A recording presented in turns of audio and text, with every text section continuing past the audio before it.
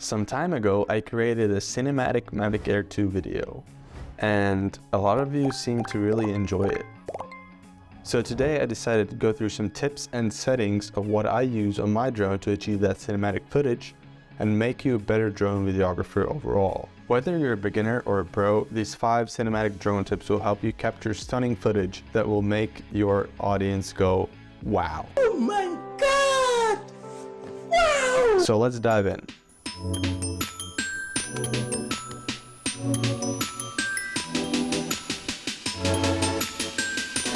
Going home with y'all.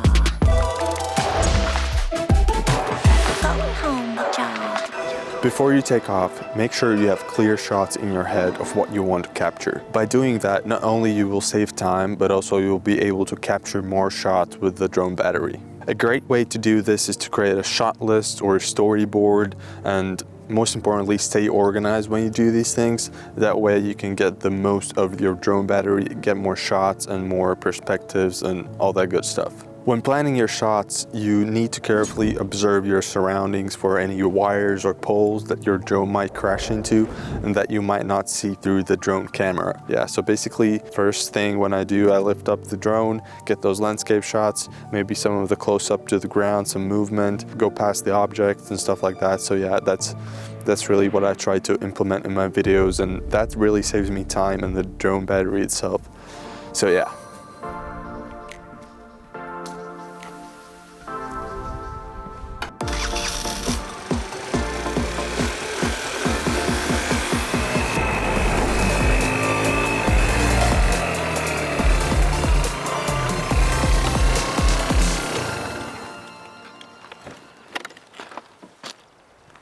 Yes, finally it's summer, it's warm. I can actually wear a shirt and shorts. But yeah, on to the next tip. So second tip is settings and ND filters. With ND filters, you can control the light that you're letting into the lens. That way you can make your settings right for the shutter speed and FPS. So for you to get the cinematic footage, you need to decide if you want your normal speed footage or you want to slow it down in post. If you're shooting 25 or 30 FPS, your shutter needs to be 1/50 or 1/60, so the shutter speed needs to be double the frame rate. If you want for more slow down footage, you want to slow it down in post, then I would shoot in 60 FPS and the shutter speed would be 1/20, or 50 FPS and shutter speed needs to be 1/100. Basically, you need to have your shutter double the frame rate to get the cinematic footage. You get the right motion blur that way. And if you use the right settings with like 25 FPS and your shutter is 1/50, then probably in broad daylight, your image is going to be way overexposed, and that is why you need to use ND filters. I would suggest that you invest in really good ND filters. You can buy cheap ones, but then probably you're going to see the difference in your footage, how it looks with the filter and without a filter. So I would suggest really invest in a good set of ND filters right away, and that is going to really change the way of your footage. On your drone, when you enter your DJI Fly app, on the smart controller or on your smartphone, on the bottom right corner there is a auto mode and manual mode.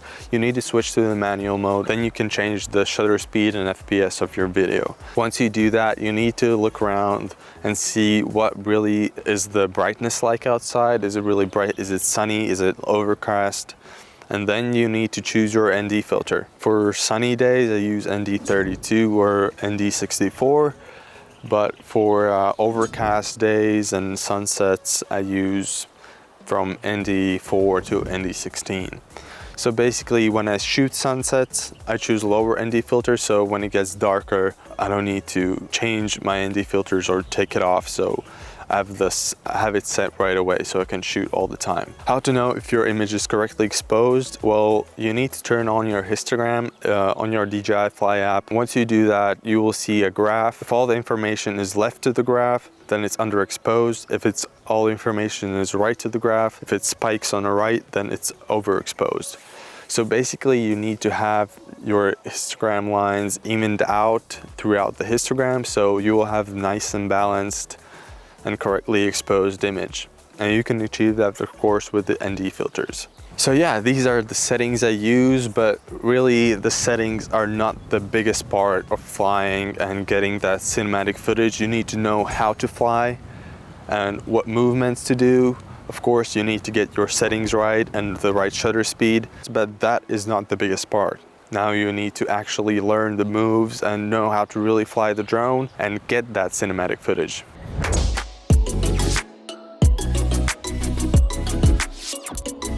So the third tip is master the art of flying. To capture smooth and cinematic footage, you need to learn how to fly, like to actually fly.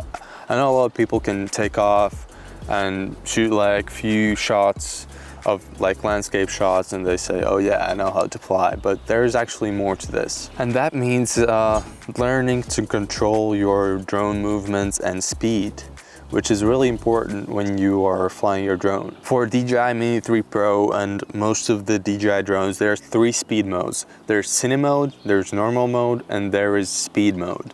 So first mode on the left is the Cine mode. Cine mode is really great for flying close to the objects. Because you have more control over the drone, Cine mode is much slower than normal mode, and the drone moves much more smoother, and your gimbal also tilts much more smoother. So you can get those really nice shots when you're flying close to the objects, and you have more control over the drone. Second mode is normal mode. Normal mode is basically used for basic landscape shots or follow shots. And yeah, this is the mostly used mode, I think. It's also widely used for the follow shots. As it goes for sport mode is really great for far off landscape shots. If you are flying really far away and high up, then you can get that movement in your footage, because the speed mode is really fast, and if you fly fast from the far off distance, then you're gonna see that movement in your footage, which also makes our footage really cinematic. It's more interesting to the audience. Now that you know about flight modes, let's talk about drone movements. There are some common drone movements that give your footage some personality and helps you better tell the story you want to tell. For example, there's a reveal shot, orbit shot, follow shot, top-down shot. These are the most common shots, and I really try to implement them in my videos. That way, when I get my drone up, I try to do these shots, and this gives me different perspectives of the location, and it helps me better tell the story. I really use these shots, and I would suggest you would implement these shots in your videos too. At least try to, because it will really add value to your videos. If you plan your shots before the flight and you implement all these shots I mentioned, and you use ND filters and the right settings, then your footage should look exceptional. But there are also two important steps which you need to do to get cinematic footage. So let's go.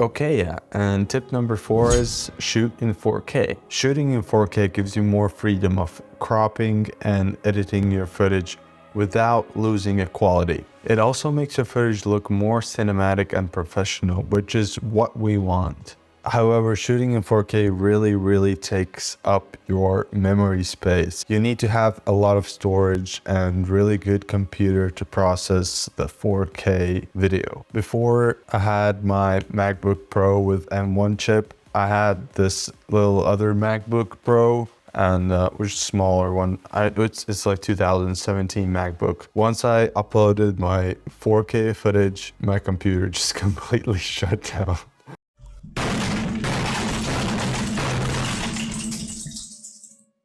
Shooting your videos in 4K also means you need to edit your videos, and that is the next tip. And tip number 5, edit your footage. This is where you take your footage and create a cinematic masterpiece. For my editing, I use Premiere Pro, but I am also transitioning to DaVinci Resolve, since DaVinci is more focused on color grading and I am really trying to better color grade my videos, this change is going to be pretty big, but I think I'm going to handle it. Definitely a lot to learn, but yeah, for now I'm still using Premiere, but I'm slowly making a switch. When it comes to editing, don't be afraid to experiment with different styles and techniques, because we all have different styles and techniques in editing. It's completely normal, so we don't have to be all the same, and we shouldn't be all the same. So your editing is unique to you as my editing is unique to me. When you edit your footage, definitely add some soundtracks. Try to match the clips with the beats. If you can, and if you know how to, try to color grade your videos. That definitely helps and makes your footage more and more cinematic. If you want a video on how I color grade my videos and what I use and what I do, then leave the comment below. I will definitely try and make that video if you guys are interested. So yes. When you edit your footage, try and use also some transitions to make it go seamlessly, and that will make your story and videos more interesting and more engaging, and you will hold that audience that you want to hold. I would say that travel videos are a great place to start. They're easy to make. You can, even for drone videographers, you can do a bunch of videos and perspectives with your drone that I mentioned in my previous tips. So if you follow these tips, then you definitely can make a really great masterpiece. You can make a great cinematic drone video, and that is a great start. So yeah, these were the 5 cinematic drone tips that you must know to be a better drone videographer and capture great and cinematic footage. I hope this video really helped you and gave you information maybe you didn't know. If you did, that's alright as well. Leave the like and comment below if you liked the video, if you have any questions, and appreciate you watching. And yeah, see you in the next video then. Peace.